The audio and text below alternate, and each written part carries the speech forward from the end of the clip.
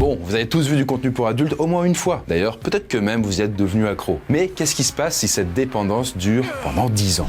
Eh bien, approchez-vous mes candidats, je vais vous montrer les conséquences si vous entrez dans cette spirale infernale. D'ailleurs, je précise, le but n'est pas de stigmatiser ceux qui consomment du X. Donc là, comme d'hab, je vais parler d'un cas extrême, mais qui affecte plus de monde qu'on l'imagine. D'ailleurs, sans doute, parmi les gens que vous connaissez, il y en a qui sont là-dedans. Déjà, on va voir comment cette forme d'addiction peut apparaître, puis comment elle fait des dégâts sur votre corps et votre esprit, et jusqu'à voir les dangers après 5 ans et 10 ans à être totalement accro. Bref, je ne spoil rien, on commence avec le premier mois d'addiction. Déjà là, vous le voyez, Gustave, c'est quand même un petit gourmand. Bon, du coup, il n'hésite pas à partager ses passions coquines avec sa chérie, Gustine. D'ailleurs, vous l'avez vu, c'est bientôt la Saint-Valentin. Alors, il cherche un cadeau original. Mais vraiment original. Un truc que vraiment, il est sûr, elle va être contente. Alors bon, déjà, l'année dernière, il l'avait emmené à Venise. Mais cette année, il fait le tour des magasins sans rien trouver d'intéressant. Jusqu'à finalement dénicher l'idée parfaite. Le Sauna 3 Cruise de Lelo. Et là, vous dites, mais qu'est-ce que c'est que ce truc ? Vous allez comprendre. Bon, déjà, je vous avais parlé de cette super marque qui propose des accessoires intimes de grande qualité. En fait, leurs produits sont design, élégants, plein de technologies innovantes. Et justement, à l'occasion de la Saint-Valentin, ils ont réinventé l'un de leurs best-sellers. Et du coup, là, Lelo sort le Sauna 3 Cruise. Donc, c'est une version encore meilleure de ce stimulateur externe. Et donc, là, Gustine va avoir en cadeau un véritable jouet de luxe ultra performant pour se faire plaisir en solo, du coup, avec Gustave, en binôme. Le Sauna 3 Cruise, en fait, il est équipé de la technologie Smooth Rise. Et du coup, ça permet de monter progressivement en intensité de façon super fluide et stable. D'ailleurs, c'est la manière la plus douce et la plus naturelle pour atteindre l'osmose. D'ailleurs, vous l'entendez, le Sauna 3 Cruise, il ne vibre pas. En fait, il pulse. Ce que je veux dire, c'est qu'il utilise des ondes soniques au lieu de vibrations classiques. Ça va alors stimuler les zones externes et ça va diffuser des sensations ciblées sans contact direct. Et ça va alors donner un tout nouveau type de plaisir, bien plus profond, plus long, plus intense. Et d'ailleurs aussi en termes de technologie intelligente, on a le Cruise Control. Parce que là, l'intensité, eh bien, elle s'ajuste automatiquement pour rester constante en toutes circonstances. Du coup, vous n'avez rien à gérer, juste à profiter jusqu'au bout. Bref. Le Sauna 3 Cruise, il vient avec 10 modes de plaisir différents et 16 niveaux d'intensité. Il est fait en silicone ultra doux, c'est hyper agréable et il est sûr pour le corps. Là, Gustave, il pourrait commencer à être jaloux, mais il faut pas, c'est un cadeau. Mais heureusement, ce qui est vraiment cool, c'est qu'il peut contrôler ce toy à distance grâce à l'application Lelo. Il peut aussi, en allant sur le site, s'offrir son propre jouet Lelo. Et ça tombe bien puisque durant la Saint-Valentin, j'ai un code promo puisque vous avez 20% de réduction en utilisant le code Poisson Fécond. En plus, c'est cumulé avec les promotions déjà présentes sur le site. Le lien et toutes les infos sont en description. Bon, en tout cas, pendant ce temps-là, Gustave a lancé un film pour adultes et là, il va commencer à devenir accro. Bon, déjà, petit témoignage assez édifiant qu'on a récupéré sur Reddit. Ça commence à 6 ans pour un certain Hugo. Et un soir, il se retrouve dans une chambre d'hôtel avec d'autres garçons plus âgés que lui. Il y a une télé, aucun adulte qui les surveille. Et puis voilà, tout d'un coup, il tombe sur un film de boules. Les garçons plus âgés se mettent à rigoler, mais Hugo, il est un peu trop jeune pour comprendre ce qu'il voit. En fait, il comprend pas pourquoi cette femme crie et pourquoi le monsieur ne semble pas l'aider. En fait, plus on voit du no-porn jeune et de façon inappropriée, et plus on risque d'y devenir dépendant. Alors, je vais utiliser le terme no-porn pour éviter de voir tout biper, bien entendu, donc c'est du verlan, je vous fais pas un dessin. Bon, déjà en France aujourd'hui, les sites X sont interdits aux mineurs par la loi. Pourtant, l'âge moyen du premier visionnage est de 10 ans. En fait, Internet a énormément simplifié l'accès au no-porn, bien sûr. Par exemple, notre cobaye, là, Gustave, du coup, qui nous sert de porte-étendard sur la vidéo, eh bien, il envoie aussi par hasard lorsqu'il est encore jeune. En fait, ça peut arriver à n'importe qui. L'addiction à la pornographie peut toucher monsieur et madame tout le monde. Il n'y a pas de profil type, même si la prévalence est supérieure chez les hommes. Nous avons des patients de tout milieu socio-culturel et socio-économique. Il suffit d'entrer en contact très tôt avec le contenu pour adultes. Pour certaines personnes, c'est aussi un traumatisme qui déclenche l'addiction. Ensuite, une consommation régulière s'installe. Le patient s'habitue à en voir de plus en plus souvent, plus longtemps et plus intensément. Mais après un mois de no-porn, c'est quand même un peu trop tôt pour parler d'addiction, évidemment. Vous n'allez pas devenir accro en regardant une ou deux vidéos cochonnes, on va dire. Je me dis, mais l'addiction au X n'est même pas encore reconnue comme un trouble officiel. Le sujet est encore un peu débattu. Mais ça veut pas dire que le problème n'existe pas et qu'il n'est pas sérieux. Vous savez peut-être, mais tous les comportements addictifs, que ce soit le no-porn ou alors du coup le tabac, l'alcool, les drogues en tout genre, ça passe par les mêmes schémas. Et de plus en plus d'études retrouvent ces schémas chez les gens accros au no-porn, justement. D'ailleurs, vous allez voir que sur le long terme, eh bien le no-porn, ça peut vraiment causer des souffrances. Du coup, pour en revenir à Hugo, qu'on a vu juste avant, son premier mois d'addiction arrive avec le premier ordinateur familial. Et du coup, il se met à visiter des sites prohibés pour son âge, en cachette. Et le truc, c'est que les petites phases un peu d'étonnement du début ont vite été passées, et là, il en regarde de plus en plus souvent. Et puis, du coup, il commence à se LeBron James devant les vidéos. Du coup, ça lui procure une grande sensation de bien-être, il s'endort très rapidement après. Pour lui, le Nopor devient une sorte d'anxiolytique, c'est-à-dire un anti-stress. Et donc, dès qu'il se retrouve seul et qu'il est anxieux, hop, il lance une vidéo. En fait, il voit un petit peu ça comme un punching ball pour se défouler. Sauf que, bien sûr, le processus de dépendance se met en place, étape par étape, sans qu'il s'en rende compte. En fait, les premiers visionnages de Nopor déclenchent des fortes décharges de dopamine, qui est donc la molécule qu'on surnomme l'hormone du bonheur, et ça crée une sensation de plaisir intense. Alors, forcément, on recommence pour revivre cette sensation. Et alors, les images et les pics de dopamine s'enchaînent. Mais votre cerveau s'adapte avec le temps. Et donc, la sensation d'euphorie devient moins forte à chaque visionnage. C'est un petit peu comme si vous baissiez le volume d'une chanson que vous adorez. C'est-à-dire que votre corps s'accoutume. Alors, votre cerveau est frustré et il en demande plus pour compenser. Et c'est à ce moment-là qu'on est pris au piège. Vous consommez alors de plus en plus, au point d'en avoir besoin pour vous sentir bien. Par exemple, le rappeur Kanye West raconte qu'il est totalement obsédé par le contenu pour adultes. Et pour lui d'ailleurs, ça remonte à un événement qui s'est produit à l'âge de 5 ans. Et il était tombé sur un magazine Playboy que son père avait laissé traîner. My dad had a Playboy left out at age 5, and it's affected almost every choice I made for the rest of my life.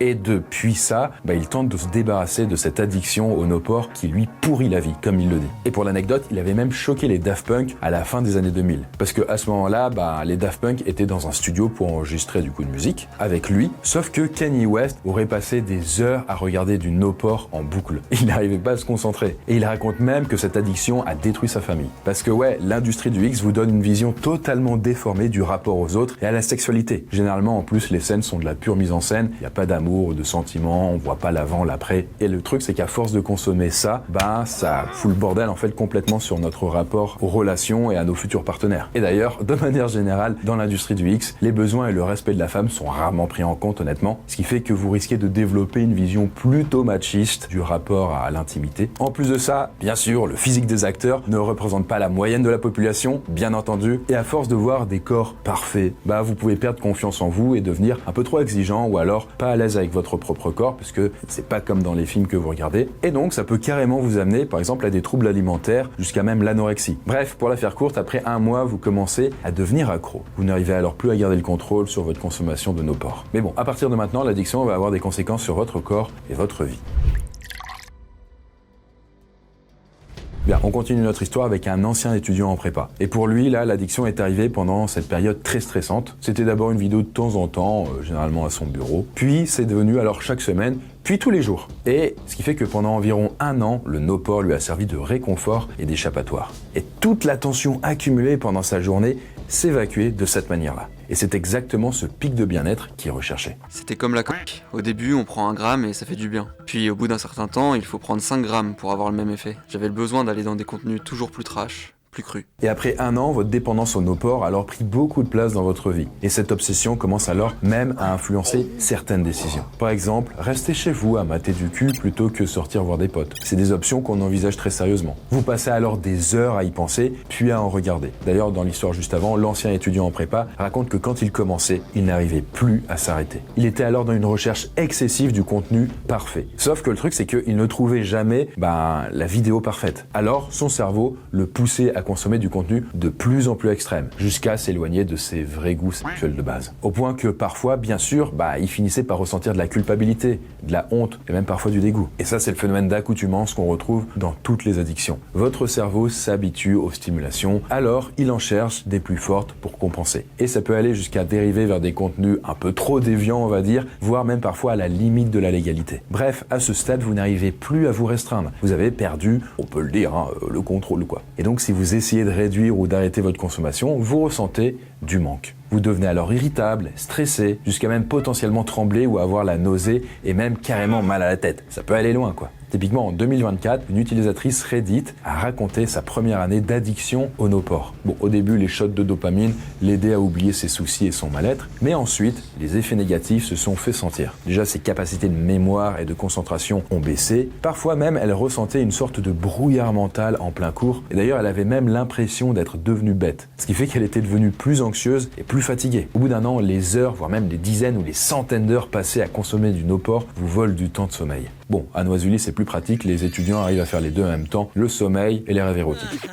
Mais bon, en tout cas dans notre cas, en plus, votre cerveau il est surstimulé par tous ces flots d'images trash. Vous avez plus de mal à vous endormir et vous avez un sommeil plus agité. Résultat, vous commencez à accumuler de la fatigue, vous manquez d'énergie, vous avez une baisse de motivation et plus de difficultés à vous concentrer. Et en parallèle, les petits plaisirs du quotidien vous intéressent moins qu'avant. Manger un bon repas, jouer, lire, sortir, tout paraît fade maintenant comparé au no-port. Mais bon, après une année à surconsommer du cul, c'est votre vie sentimentale qui prend le plus cher. C'est ce que raconte là un autre utilisateur sur Reddit. Lui, il regarde du no-port au moins une fois par jour, minimum, mais parfois plus. Et donc il passe d'une vidéo à l'autre en allant du soft au hard. Sauf que, résultat des courses, il sent qu'il a perdu énormément de libido. Le truc c'est comme il a une partenaire, il sent et il voit qu'il n'arrive plus à prendre plaisir quand il fait l'amour avec elle. Ça le rend encore plus mal, ça le met en frustration, et donc pour se rassurer, qu'est-ce qu'il fait ? Il va voir du no-port, encore plus. Je sens cette pulsion naître dans le haut de mon cerveau. Et si je ne le fais pas, ça brûle tout en haut et ça me brouille le cerveau. Tant que je ne me suis pas masturbé devant un film X, il m'est impossible de voir clair. C'est handicapant au quotidien, ça brûle, ça bout dans mon cerveau,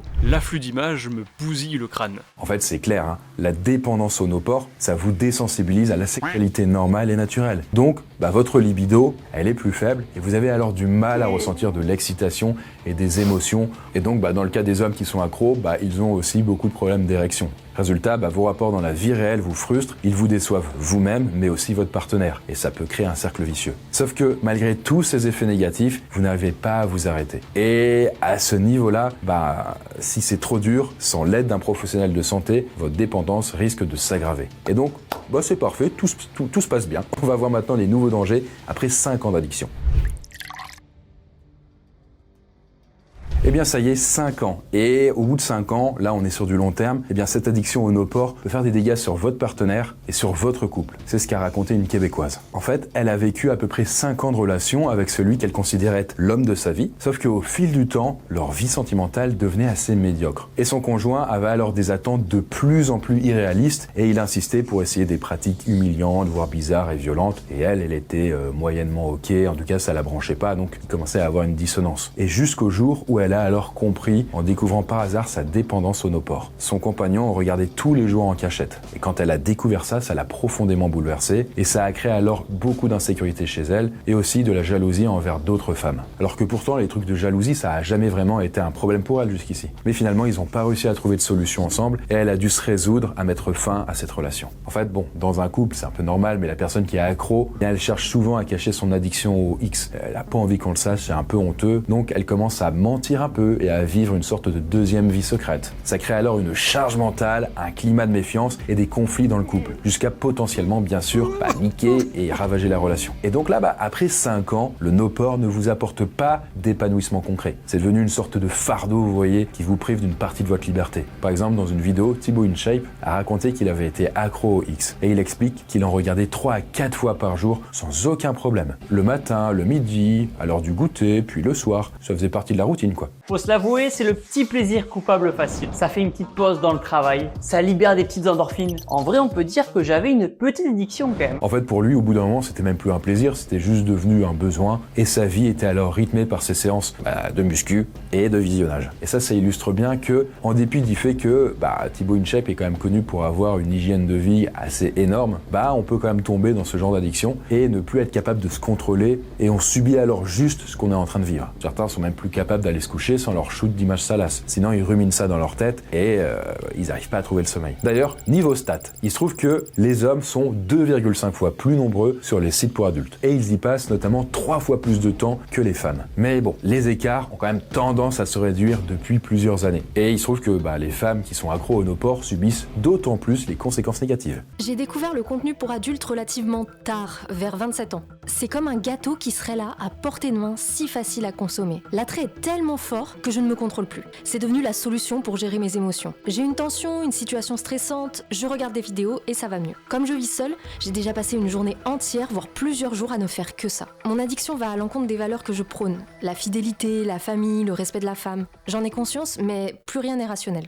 Et là, notre cobaye, Gustave, qui lui aussi a l'air de prendre cher, il sent aussi que sa dépendance va contre ses valeurs. Et donc ça crée un décalage, ça crée du mal-être et de la souffrance psychologique. Mais ça peut aussi créer de l'anxiété et des émotions en montagne russe. Vous êtes alors dégoûté de vous-même et vous ne vous reconnaissez plus. Et comme vous avez honte de la situation, vous avez du mal à en parler pour chercher de l'aide. D'ailleurs, certains ont même l'impression qu'ils ne méritent plus d'être aimés et ils se sentent alors désespérés. Ça peut vraiment aller loin. Alors bien sûr, si vous vous reconnaissez là-dedans, je précise que c'est qu'une illusion. Vous êtes une personne formidable, mais il est possible que, dans certains contextes, la perception qu'on a de nous-mêmes est complètement altérée par l'addiction et par la souffrance. Et malheureusement, cette addiction-là, ça peut arriver jeune. Comme par exemple un Québécois de 18 ans qui lui aussi a partagé son expérience. En fait, lui, c'est encore un petit peu différent, mais il est accro au no-port de personnages de jeux vidéo. Et il se trouve que depuis maintenant 5 ans, ça lui a bouffé la vie. Et au bout d'un moment, il est devenu tellement dépendant de ça qu'il n'arrive plus à ressentir de l'amour pour, ne serait-ce que sa copine, avec qui il est en couple depuis 1 an. Et il a réalisé même qu'il ne ressent plus d'amour pour sa famille. Alors parfois, il se motive un petit peu, il arrive à tenir quand même quelques jours sans no-port. Et là, à ce moment-là, il commence à ressentir de nouveau de l'amour et de l'attachement pour ses proches. Donc c'est assez terrible. En fait, il sait au fond de lui-même qu'il les aime beaucoup. Mais quand il replonge en fait dans son addiction, parce que ça devient plus fort que lui,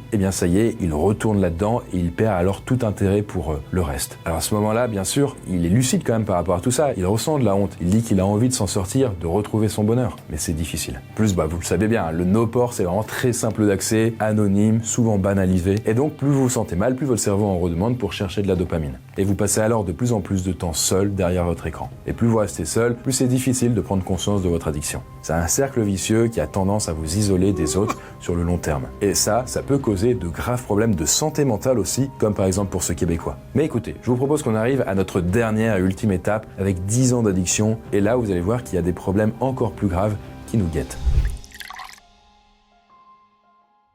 Par exemple, Tanguy Durand, il a été dépendant aux films pour adultes pendant 10 ans. Et depuis, il sensibilise à tout ça, il est créateur de contenu, maintenant il est même passé sur des médias pour en parler. Et lui, il le raconte, en fait, le no-port, il s'est progressivement installé partout dans son quotidien. Il en consommait alors jusqu'à 6 heures par jour à certaines périodes. En fait, ça commençait dès le matin, il regardait alors ces vidéos-là pendant son petit déjeuner, puis sur le chemin de l'université, il en consommait, et même parfois pendant ses cours en amphi, il en regardait discrètement. En fait, il regardait du no-port comme quelqu'un regarde une série ou alors un film. Mais au fil des années, il allait vers des scènes de plus en plus violentes puisque les scènes normales ne pouvaient plus le contenter, ne lui faisaient plus autant plaisir. Même s'il y a un phénomène d'addiction, en fait, on est addict à cette nouveauté, à toujours vouloir chercher quelque chose de plus malsain, de plus problématique, si je puis dire, de plus en plus violente mentalement et dans les faits aussi, dans les vidéos. Et c'est seulement au moment de ses premières relations que là il s'est dit « Waouh, et un petit souci quoi ». Il a alors réalisé qu'il avait des attentes complètement biaisées, irréalistes de ce qu'on peut attendre d'une personne quoi. Par exemple, là il pensait que c'était la norme d'avoir des rapports qui durent des heures et des heures. En fait, pour moi, j'ai 2 règles qui sont prioritaires, c'est la santé et le consentement. À partir de ce moment-là, j'ai quasiment tout expérimenté et j'ai très souvent été déçu. Dans le porno, on va voir des choses et dans les faits, c'est complètement surfait. Bref, après 10 ans d'addiction, votre vision des relations intimes est complètement déformée. Vous avez tendance à réduire les autres à de simples objets de désir. Vous avez aussi du mal à respecter l'intimité des autres et à les traiter d'égal à égal. Par exemple, la violence et la domination peuvent vous exciter, alors que avant c'était pas le cas. Et il y a aussi plus de chances de développer quand même des stéréotypes sexistes, racistes et homophobes. Et donc à force de chercher du contenu toujours plus hard, vous risquez même des problèmes juridiques. En particulier si vous cherchez à regarder du contenu illégal. Et ça peut vous faire dépenser pas mal de thunes. C'est ce qu'a raconté un homme de 38 ans là qui est accro au X depuis plus de 20 ans dans son cas. J'ai dû faire le tour des sites pour adultes. De l'érotisme soft aux trucs plus hard et bizarres. Ma dépendance m'a également poussé à rencontrer des masseuses et des prostituées. Je précise que c'est légal là où j'habite. Les 10 ans de mariage et 2 enfants ne m'ont même pas freiné dans ma dépendance. La semaine passée, j'ai téléchargé une appli d'intelligence artificielle. Je perds mon temps, mon argent et mon énergie. Mais mon inconscient me dit de continuer, bref, je suis au fond du trou. En fait, il explique bien sûr qu'il a tenté d'arrêter, évidemment. Mais il suffit d'un petit élément déclencheur pour que, paf, il replonge dans l'addiction. Par exemple, une image un peu excitante, une émotion désagréable qu'il veut oublier, et là, son automatisme reprend le dessus, c'est plus fort que lui. Donc dans votre cas, 10 ou 20 ans, là, 10 ans, votre santé mentale est quand même en piteux état. Et tous les problèmes sont exacerbés. La honte, la culpabilité, les remords, l'anxiété, le dégoût de soi, la haine de soi. Et ce paquet-là, cette grosse soupe d'émotions négatives, favorise le développement de la dépression. C'est le cas là avec notre cobaye Gustave qui traverse aussi une dépression due à son addiction. Et tout ça, ça peut vous conduire alors jusqu'à un épuisement ou un burn-out de nos pores. Alors ouais, généralement on se dit c'est plutôt dans le taf que ça peut arriver, sauf que ça c'est ce que décrivent certains, comme par exemple Damien. Par exemple dans son cas, il peut jouir facilement 3 fois par nuit sans aucun problème en zappant sur des sites pour adultes. Par contre, en situation réelle avec une partenaire, c'est bien plus rare qu'il y arrive ne serait-ce que même une seule fois. Et justement là, ça tombe bien, il est en couple depuis 6 mois avec une certaine Eva, et parfois elle vient vers lui avec une énorme envie, mais dans ces moments-là, il se sent incapable d'assurer quoi que ce soit. En fait, il est complètement en burn-out de cul. Et il transpire alors de stress à l'idée même que sa copine insiste, ou alors même qu'il se mette à débander en plein acte. Parce que, en vrai, ça arrive quand même parfois. Le neurobiologiste Jean-Didier Vincent, il parle même d'épuisement sexuel. Et il explique que l'abus de sites pour adultes peut provoquer des phases de burn-out. En fait, l'accumulation de dopamine désensibilise vos récepteurs sensoriels. C'est comme s'ils s'usaient et qu'ils se lassaient à force de répondre à autant de sollicitations. Résultat, vos récepteurs, ils se fatiguent et ils perdent en efficacité. Heureusement, c'est possible de surmonter la dépendance sonopore. Même si dans les faits, faut pas s'imaginer que c'est en claquant des doigts que ça va disparaître, surtout après tant d'années, ça va être un long chemin, mais un long chemin nécessaire. Pour moi, la sortie a été rude et a nécessité plusieurs années, étape par étape. J'ai pris contact avec un psy qui m'a accompagné pendant 3 ans. Le fait d'en parler à quelqu'un m'a aidé à y voir plus clair, l'occasion de mettre le doigt sur des blessures d'enfance et d'adolescence. Puis, un coach m'a aidé à reprendre une bonne hygiène de vie. Alimentation, sport, sommeil, ça ne part pas du jour au lendemain, c'est clair. Les images violentes restent gravées dans le cerveau pour une bonne durée. Mais aujourd'hui, le contenu pour adultes n'a plus sa place dans ma journée. Vous voyez, par exemple, pour sortir cette addiction, c'est un petit peu comme monter le Mont Blanc. Ça se prépare, c'est exigeant, ça se fait pas tout seul. Il faut rester patient, discipliné et bien vous entourer. C'est pas linéaire, hein. Il y a des hauts et il y a des bas. Mais dans tous les cas, vous montez. Et d'ailleurs, plus vous commencez tôt, plus ce sera efficace. Tout le monde peut y arriver. Et d'ailleurs, même Gustave, qui rêve de retrouver un équilibre, de reprendre plaisir du coup avec sa partenaire Gustine, tout ça est possible pour lui. Parce que là, elle commence à être vraiment frustrée. Donc voilà la poiscaille. En tout cas, si je peux témoigner à titre personnel, sachez que moi-même, j'ai eu des phases d'addiction au no-port. C'est quand même pas simple d'en réchapper. Et donc, c'est un parcours du combattant plus ou moins difficile pour pouvoir en sortir. Mais c'est possible. En tout cas, pour des trucs plus positifs, n'hésitez pas à profiter de la Saint-Valentin pour offrir un jouet Lelo à votre partenaire. Ça permet de rendre le sexe plus ludique, de trouver d'autres façons de s'éclater avec son partenaire. Bref, ça peut être vraiment du positif. Et en utilisant le petit code Poisson Fécond, vous avez 20% de réduction sur tout le site Lelo. Le lien et les infos sont en description. D'ailleurs, juste avant de finir, sachez que si vous vous posez la question, en soi, ce n'est pas une mauvaise chose si vous faites des rêves érotiques. Les seuls moments où ça peut vraiment poser souci, c'est quand on a une addiction au no-port. Parce que là, ces rêves érotiques risquent d'alimenter votre envie de consommer du contenu coquin. Et alors, ça peut être plus difficile d'en sortir. Mais les rêves érotiques, en eux-mêmes, ne sont ni bons ni mauvais, en fait. C'est juste une façon pour notre corps ou alors notre esprit de pouvoir purger certaines émotions. Un peu comme quand on va faire des cauchemars ou certains types de rêves. En tout cas, que ce soit les rêves érotiques ou même les rêves de manière générale, c'est la thématique de ma saga Noiseville, et où le premier tome sortira prochainement le 25 février. Sur ce,